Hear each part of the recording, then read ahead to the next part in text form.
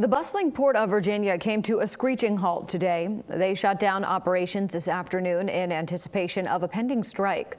The port's contract with dock workers expires at midnight. A workers tells 10 on your side's Andy Fox what they're seeking in negotiations. Andy?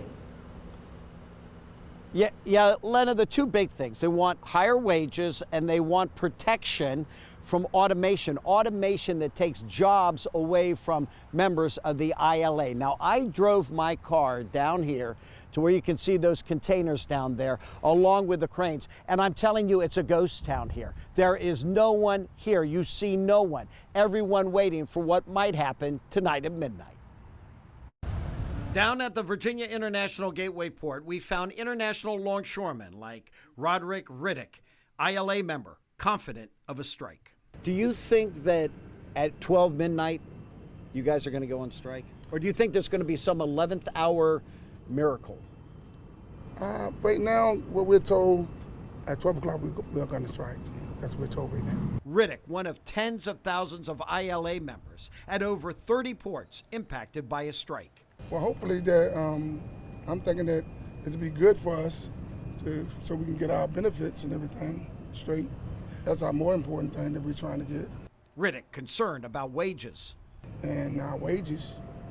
And, just trying to, I think it's going to be a great thing. We're basically looking towards our officials to make the right decision for us. And workers concerned about automation. Well, automation is taking over a lot of people's jobs, and which you know that yourself. When you go to the bank, they tell you go online. You don't deal with no human beings no more. Riddick would say nothing about contracts and negotiations. He was only speaking for himself as a worker. What have you told your family? We're going to get ready, and hopefully things will work out for the best. Have they given instructions on what to do on the picket line? We're going to have a meeting tonight, and all that will be discussed. Yes, that will all be discussed. Now, we continue our coverage on the port strike that is looming at midnight tonight, and we go up in Chopper 10 to give you a bird's eye view of this port when the gates closed. I'm Brett Hall in Chopper 10. What we could see is that the cranes were started to be stowed and boats had to float.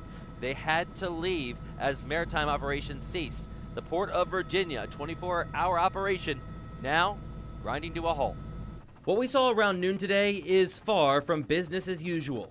No trucks going in, no railroad cars being loaded, and ships setting sail with none coming to take their place. The Port of Virginia put into place a plan that would have everything at their terminal secure by the time a possible strike starts at midnight. But we know it's not just longshoremen concerned for their paychecks and shipping companies that'll likely have their ships anchored without movement in the bay. There are those who drive the trucks who aren't paid when the wheels aren't rolling. We reached out also to Norfolk Southern and CSX railroads, whose crews bring in and out hundreds of shipping containers each day.